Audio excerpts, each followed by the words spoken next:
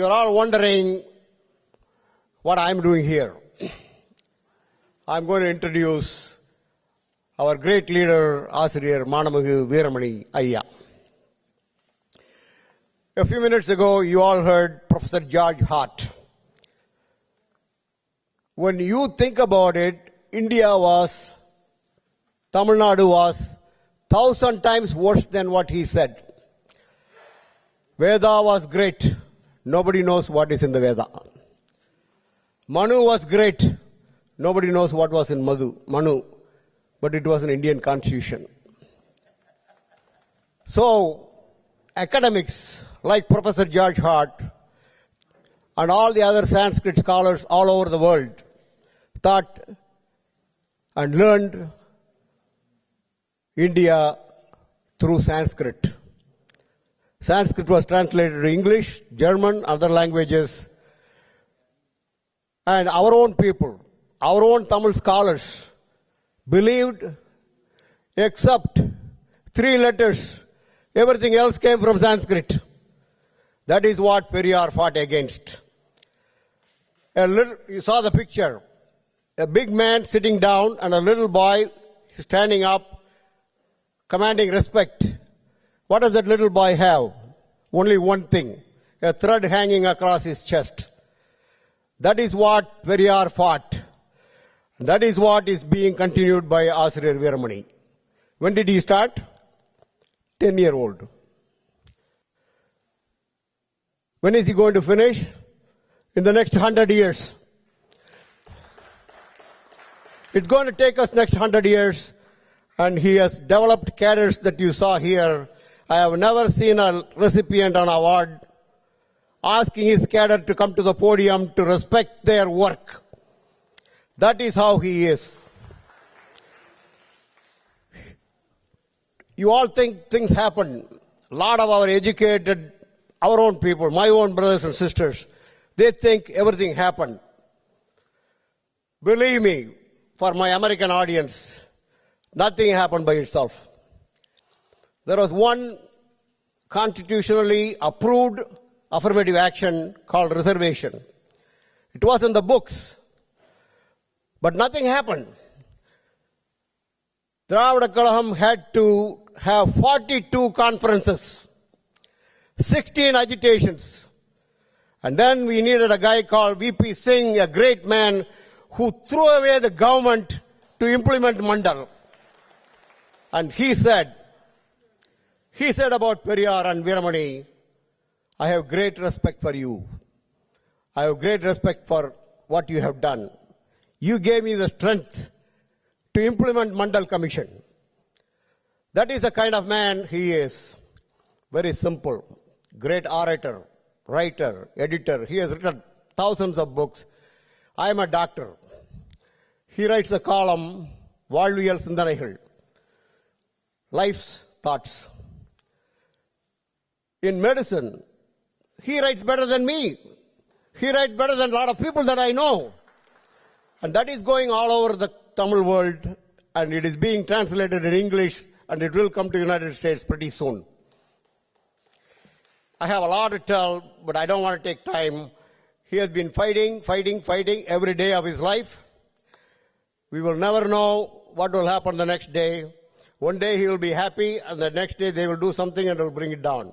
But the cadres have always stood with him, whether he was in jail, how many times? 50 times, 50 more or more than that. Globalizing Periyar is his emotional achievement. It is going to be a practical achievement pretty soon.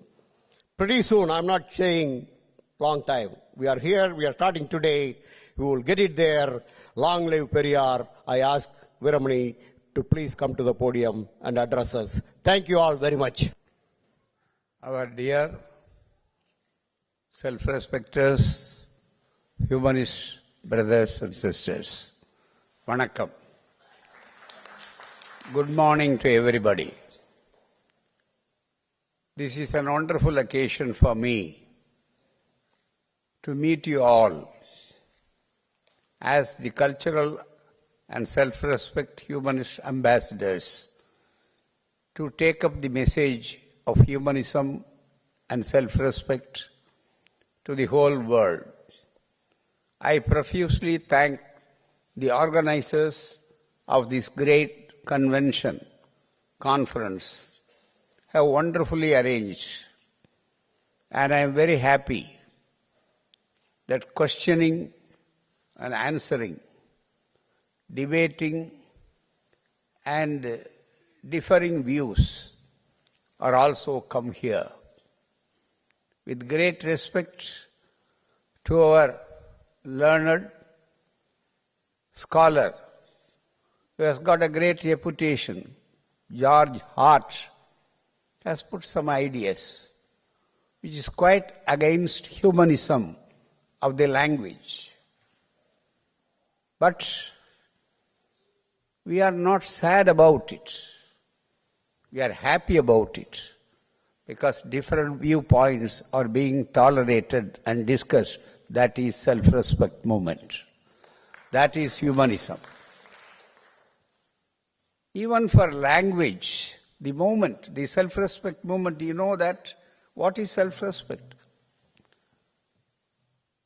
Instead of asking and explaining theoretically, instead of giving the dictionary meaning, I would like to pose a question to my brothers and sisters who form the august audience of this conference, which our late lamented savior of social justice, just now my dear brother Ilangovan has referred about one of the greatest prime ministers of India who has sacrificed his prime ministership for the cause of social justice, that is Mr. V.P. Singh. Not only he ruled only for 10 months. Within the 10 months, his government was asked by the people who believed that if Mandal comes, Mandir will not come. That is why the Kamandals have taken up the cause of withdrawing their support to V.P. Singh. He was not sad about losing his job of the great office of the Prime Minister. He just asked, I am very happy. For the cause of social justice, I am prepared to 9 times to lose and sacrifice the Prime Ministership, if at all. That is, social justice is much more important. When he came to know about Periyar and the self-respect movement, because he was a great humanist, and the self-respect movement was started, and one line, just like our revered, respectful Professor George Hart has quoted from Purananuru, Yadum Ure, Yavarum Kelir. That is a wonderful thing. That is the Dravidian culture. That is the humanist culture. And the Dravidian culture is not different from humanist culture. It is full of that one. Just like that Periyar, when he started the self-respect movement, he said, Anaivarkum Anaitum, 2 words. Everything to everybody. That is social justice. Everything to everybody. Something to somebody. Only to somebody. That was the great ideological fight. Till now it is being carried on. Throughout the world, that's the problem. That is why the humanism is the panacea, is the need, is the drug, is the medicine for that. For us, V.P. Singh, when he came and addressed our Diamond Jubilee, Golden Jubilee, sorry, now it is a Platinum Jubilee, it's the 75th year of Dravida Kazhagam. I am very happy. I have been recognized, our work has been recognized through this honor of this great association, humanist association here, because this year is the 75th year of Dravida Kazhagam. and 100th centenary year of Annai Maniammayar. So I am very, very happy to receive that during that period, because it is a recognition for their leadership of social justice and self-respect. We invited, after he lost his post of prime ministership, for which it is nothing before him, because prime ministers do not create history, only revolutionaries create histories. But here, it was the prime minister, when he addressed our self-respecters movement, the Dravida Kazhagam, he posed one question. Why I am quoting that one here is, it will be very simple to explain and expound what is self-respect. He said, if I see, looking to the audience at Chennai, if I spit on the supercomputer, will it react? He asked. Supercomputer has got any number of knowledge. If you just push the button or adjustment, you will get more information. Any word under the sun. But what will happen if he spit on you, one of you? Will you keep quiet? He asked that question. He will react immediately. What will he do? He repeatedly a question. Will he not slap me on the face? He asked. Somebody in the audience said, yes, definitely. If you spit on my face, I will react. I will slap on you. I will never mind who you are. He said, that is self-respect. That is the self-respect. He has explained the philosophy in a very direct way. So also, my dear friends, my brothers, who happen to be here in this soil, if I ask you not to walk on the streets, it will get polluted. Will you tolerate it? If I touch you, definitely I cannot tolerate it. I will become completely polluted. I will have to take a bath, the holy. Then only I become a holy man. This kind of attitude was there. It was infused through a different culture. That different culture, before, the Tamils did not know. Pirappokum ella uyirkum. That is the philosophy. Equality is the basis for that. We want everybody to be happy. Social happiness depends upon the social justice. Social justice depends upon two things: equality and equal opportunity. But the institution, the agencies, the philosophies, the ideologies that are against the self-respect and humanism. After all, self-respect is an applied self-humanism, that's all. Practical humanism. And we call as, and it is more than that. If you want to explain that one, the movement, the self-respect movement, has founded by Tandai Periyar, the great social revolutionary, some 90 years back. He was very particular about the equality of, nowhere in the whole world he observed the discrimination by birth. Of course there were discrimination. Of course there was inequality. As very rightly pointed out my dear brother, younger brother, Mr. Ravi Shankar Kannabaran, about the graded inequality. One thing he has left, he will have to add in that picture. That is very rightly pointed out by Baba Sahib Dr. Ambedkar, another great revolutionary who fought till his life about to eradicate the caste system, the Varna system, all these things. And he pointed out about the graded inequality. That is the basis for Varna or caste system. Somebody's interpretation, Varna may be different, caste may be different, this and that, with due respect to our professor. And I am having, he knows, this is Manudharma. This is a Sanskrit translation, I am having it. Here they openly said how this Varna was converted into Sankara Jadis, Jadi Dharma, and all these things. So that is not confined with that.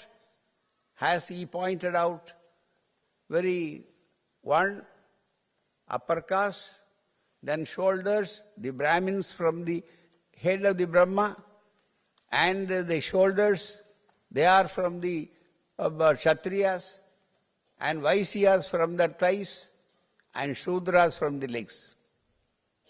There are outcast systems still below. That is the graded inequality. Everywhere is inequality. But this is graded inequality. That is the fifth caste, that is Panchama. Have you ever heard about anywhere during the birth that discrimination? Untouchable, unseeable, unapproachable.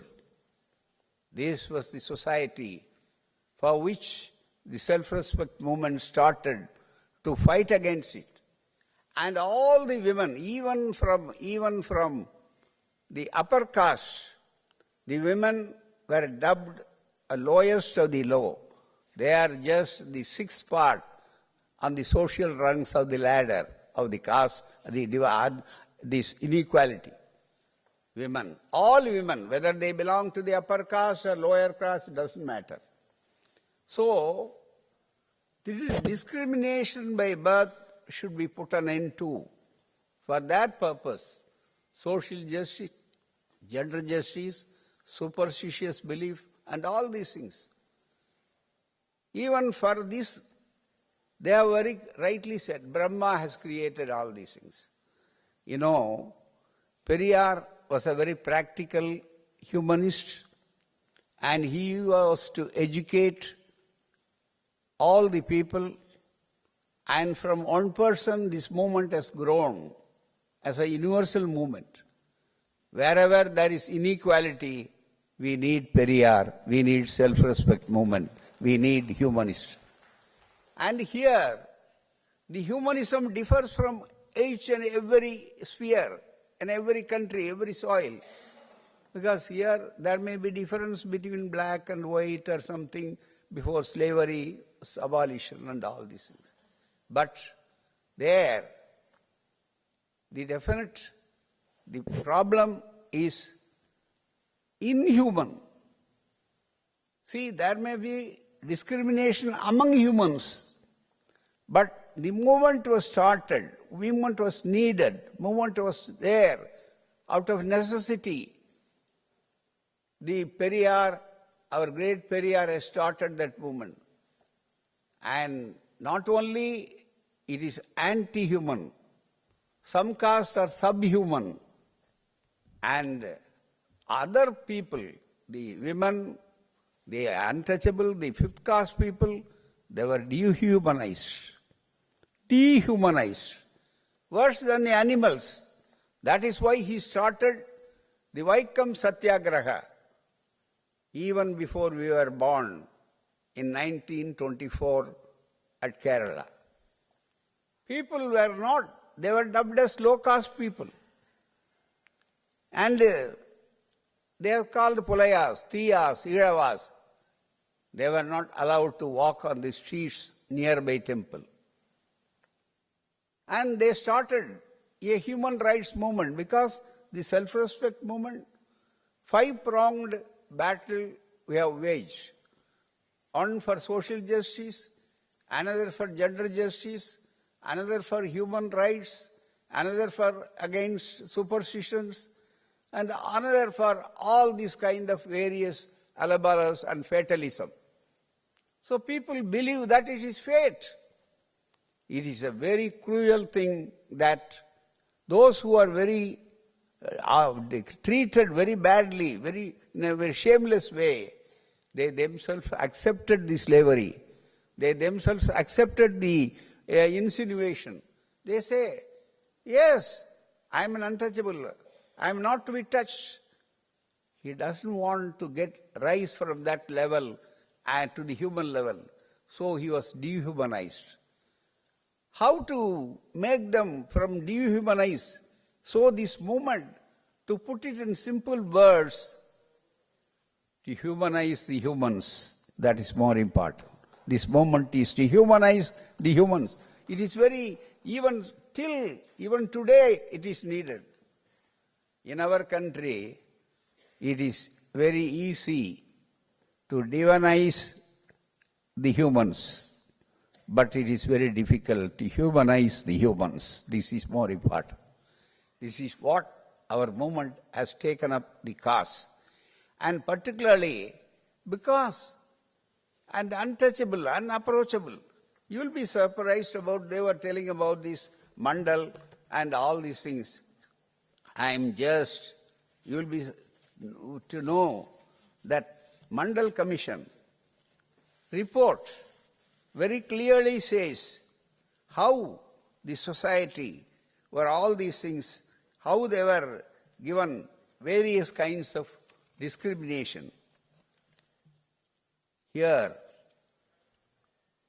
in Tulasidas Ramayana, Ramayanas, as our professor said, he has told about our late lamented great scholar and Professor A.K. Ramanujam, who has written about 200 Ramayanas, 200 to 300 Ramayanas, which were not allowed even to study under the present regime in the universities, where he has given very wonderful other aspects. In that Tulasidas Ramayana, I am quoting from Mandal Commission. Mandal Commission report. It is a federal government report.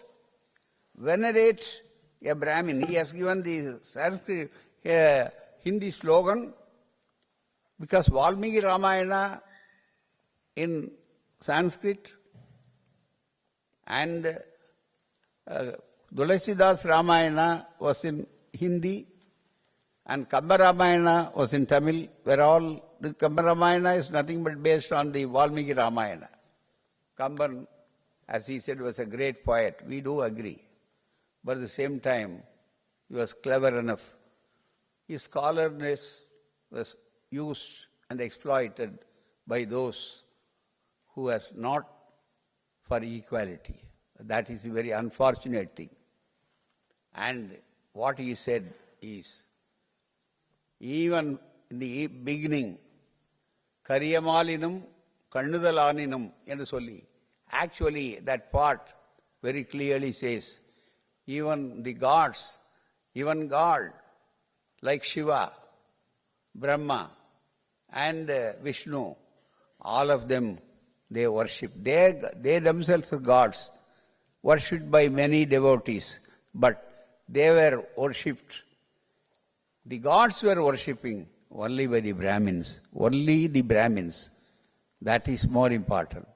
This is how he has written. Kannudalaninum, Kariyamalinum, Kannudalaninum, that kind of passages are going on. So what does it say? Inequality. So you will have to see. And very cleverly they have said, and he has used this one, venerate a Brahmin even if he is devoid of all virtue, but not a Shudra, even if he is packed with virtue and knowledge. This is more important. And Abhastamba, between 100-year-old Kshatriya and a 10-year-old Brahmin, the latter is said to be the father. That is what our brother Ilangovan said. What was the implication of that, a small boy who commands even the eldest person?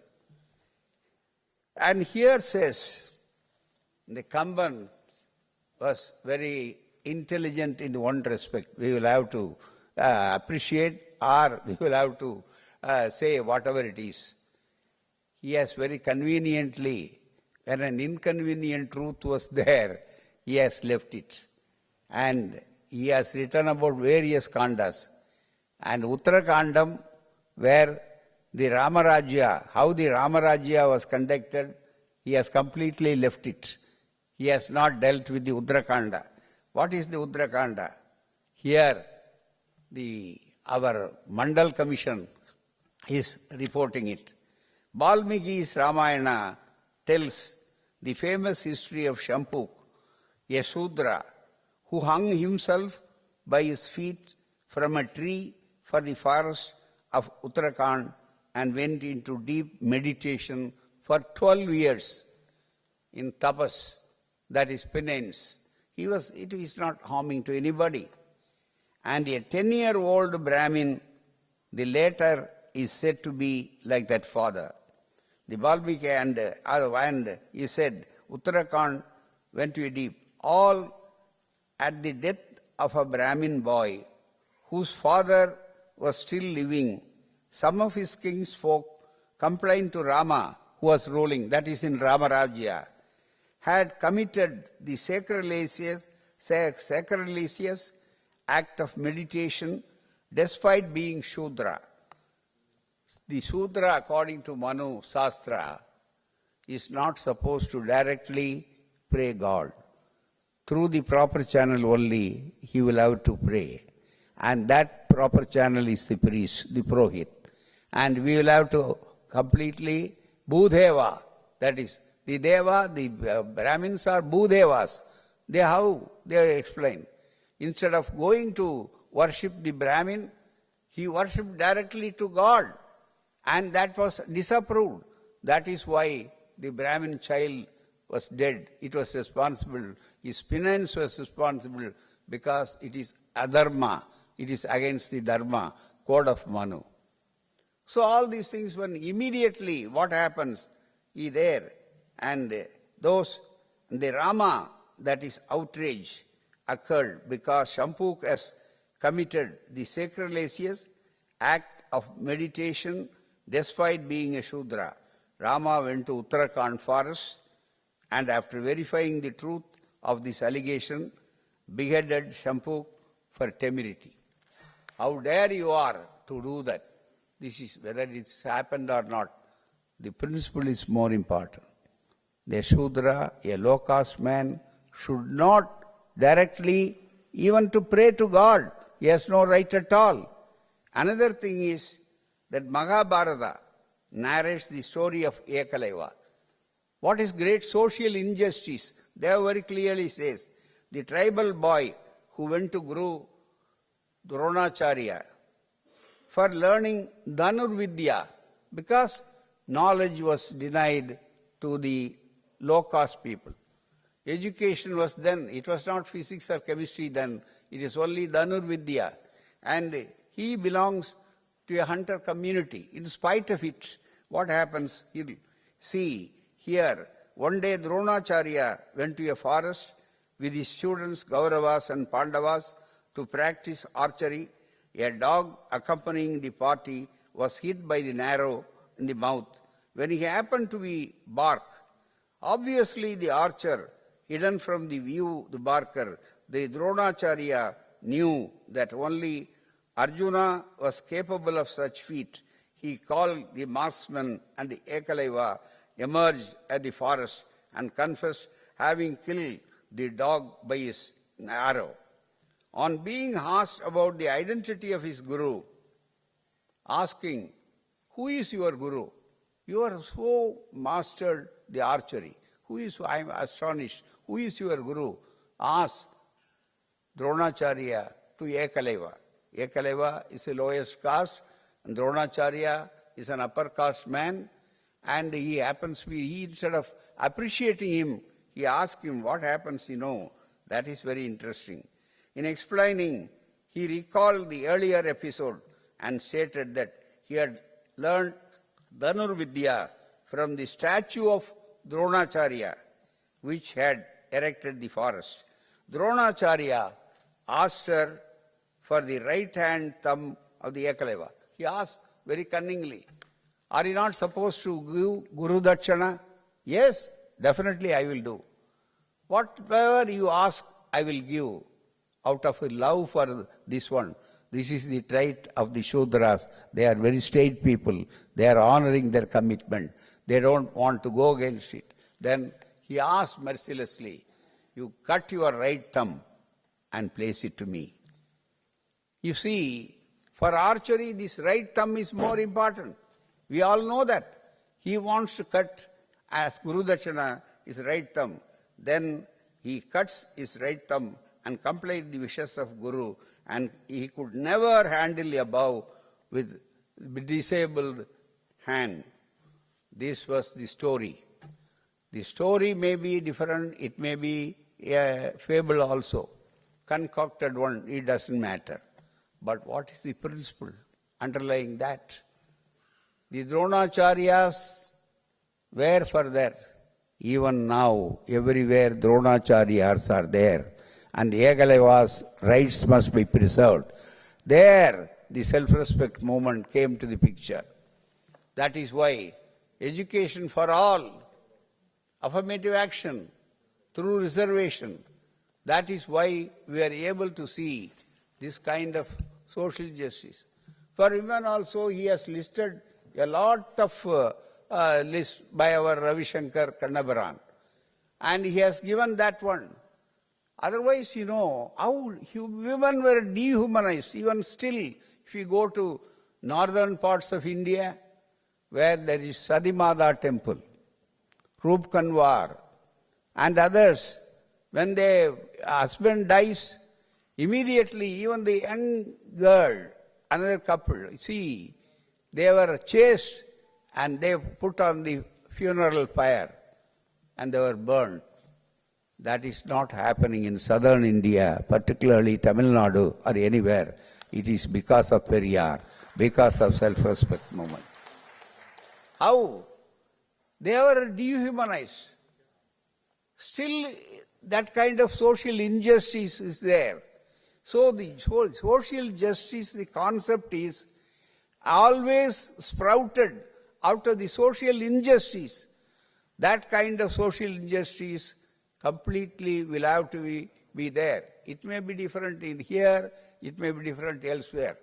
But the modus operandi is, unless the dignity of the individual is completely safeguarded, no humanism will prevail. This is the philosophy of the self-respect movement. And another thing is that this movement, never for theorizing the whole thing. We are for practically securing the human rights. That is more important.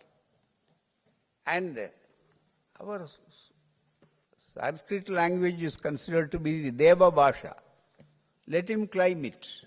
And we have no objection, because it was spoken only by gods. But what about Tamils? When they kept quiet, they say, it is Nicha Bhasha. Is it not? Nicha Bhasha.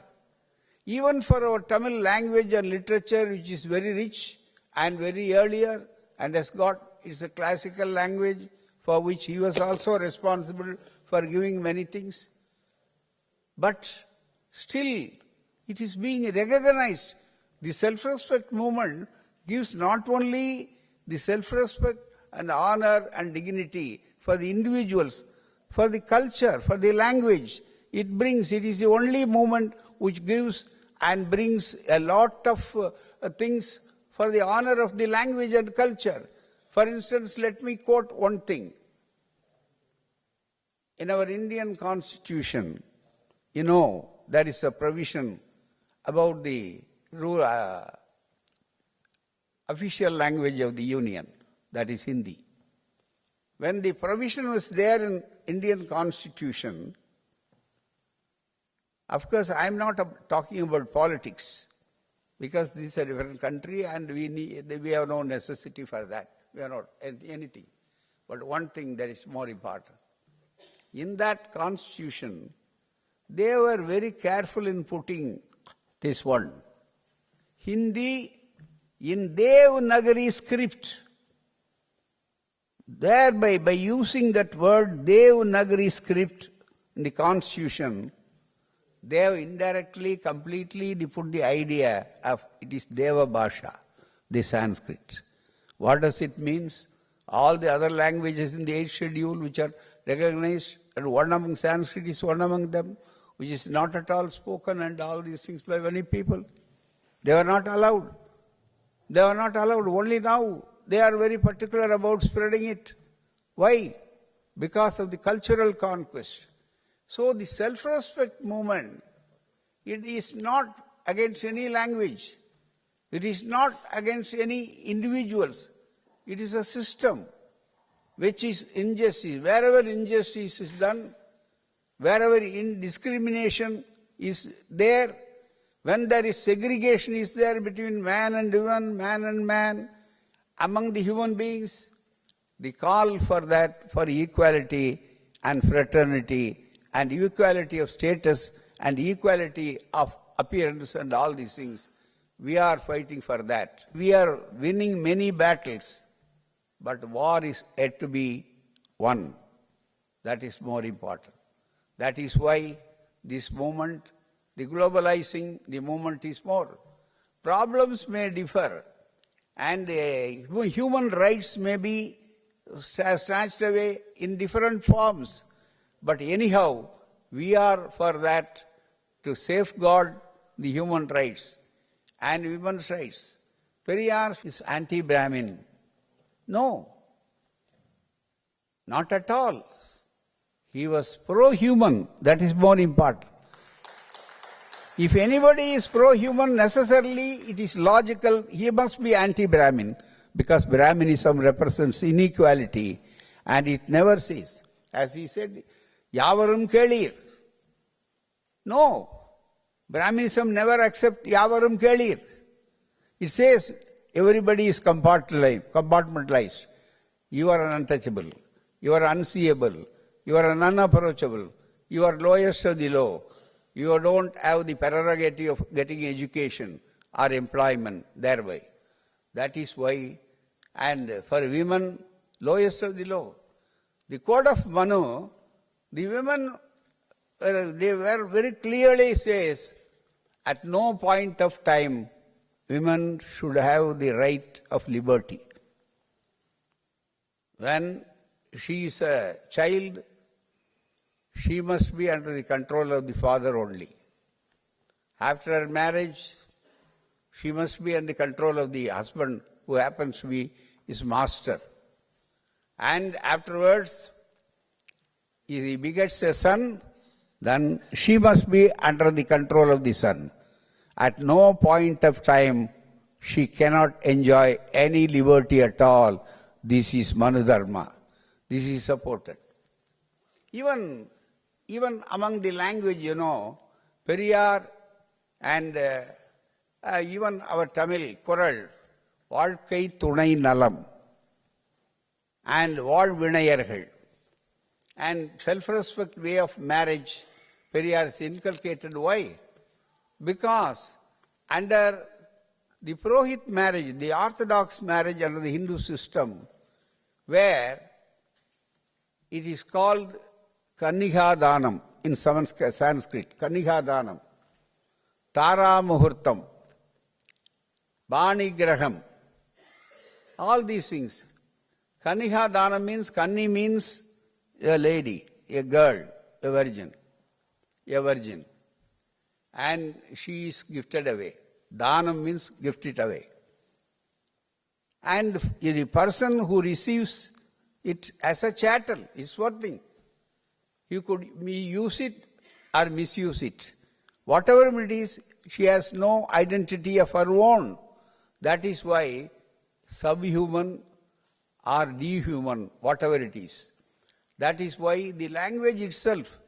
But whereas in Tamil language, because it reflects the culture of Tamils, that is why self-respect movement equally fought for the rights of the culture as well as the character, as well as all the equality and fraternity.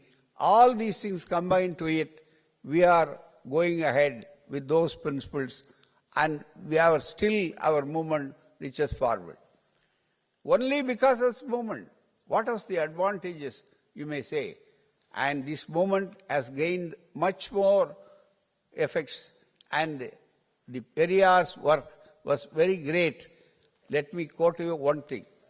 You all know about that, the father of India, the Indian nation, Mahatma Gandhi. You will be surprised to know when he visited Tamil Nadu many times, and when in 1926, 1925, even Periyar was his great disciple. He differed on the social justice question, on the caste question, because Gandhi earlier, he believed in Varnashrama Dharma. On that issue, they differed. And he quit away. And social justice also, he was a point of separation. And that is why he started the self-respect movement, quitting the Congress, quitting the politics at all, from where he never accepted any political office at all. So he came. At Madras, both Gandhi and his wife Kasturiba Gandhi, they were staying at Chennai in a very popular, very great advocate, one Mr. Srinivas Iyengar, an upper caste man. But later on, a delegation goes there, meets at Tanjavur, one incident. They told, look here, Gandhiji, the Brahmin, non-Brahmin question is very haunting. So, let us request you to speak about Periyar. Ramasamy also wants a question to be settled in Tamil Nadu by your interference. Then he immediately replies, this is in a book written about other visits, where they have documented it. In that, I am quoting from that book. There, he asks, what happened? Why? I don't consider this. Let me tell you one example for the delegation. Gandhiji says, see, earlier, when I come to Chennai, earlier, 1956, 1927, 1926, 25, I was asked, I used to sit only on the pial of Srinivas Iyengar's house, that is the front portion. He is not allowed to go inside. Whereas, definitely, another thing is, now, to my surprise, my wife, Kasturiba Gandhi, goes to the kitchen of their house. They are allowed this time. I see a lot of change in them. How that change came? Because of the self-respect movement started by Periyar. So what was the advantage reaped? What was the main thing? Result of the self-respect movement.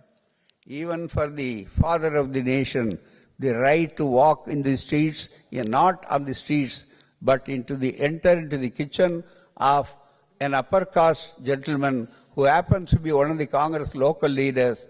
It was Periyar's movement which is responsible for that. Even to elevate the marginalized people, the low caste people, Periyar fought and got even the High Court judges, Supreme Court judges, through the affirmative action. So this movement is for affirmative action. What for? Because to bring equality. There can be equality only among equals. That is why we are fighting for that. So social justice front, gender justice, human rights. Another question is that it is very important to know that how far we are able to see the God, and we are not against the God or the concept. When they said it was Lord Krishna, it was Brahma, it was the gods who are responsible for caste, Periyar wants to do away the caste system, do away the inequality. That is why they are very particular about this one, to eradicate the caste system. If God is responsible, then let me conclude by that. Another advantage is today the most confronting problem is not only India's problem, but even in the world, the overpopulation. For overpopulation, Periyar was the pioneer in all these things. His thinking because he was an original thinker. He had little schooling, he had mass. Even in spite of his old age, he was educating the people and said, the God, why? Let me tell one example. In New York, when I met some time back, one lady friend asked me, Mr. Veeramani, the problem in your country is overpopulation. Are you not doing anything for your movement? Your movement is a very people's movement. We know that. Then are you not? Yes, we are doing. Our leader was the pioneer in controlling birth control, in advocating birth control and controlling population. All our people have already adopted many things. That is why South Indian population, particularly Tamil Nadu, is as a lesser population. This was recorded in the United Nations report because of this movement. But still, it is there. She asked, see, for one thing, the self-respect movement will have to fight not on the streets, but on in the minds of the people. We will have to change the mindset. That is more important. Because when we go and said, oh, it is God-given, why you are having so many children without any means to support them? It is God-given. God is giving it, and we are accepting it. This is a reply, an innocent reply, even by the educated. Then she was quick enough. She had a very high sense of humor. Look here, Mr. Veeramani. I understand that your people are believing God. It's by act of God that all the children are given. That is why they don't want to stop it. They don't want to adopt family planning method and all this. I could understand. Here also we are believing in God, but your God is doing overtime work. Please stop him. That is more important. So that is why the God for religion. And religious people say, no, our religion must be there. First and the first, our population should not be less. This is why. That is why the religion, God. And last but not the least, the terrorism is one of the great problem, which haunts the humanity everywhere in every country nowadays. All the governments are trying to lift there. And terrorism, how it is born? It is born out of religious animosity. It is well known. Everybody, nobody could deny it. But no atheists have taken any tongs and hammer. We have not taken any crowbar to smash any building. Only the believers are fighting with each other. Oh, your God was born there. My God was there. And all these things.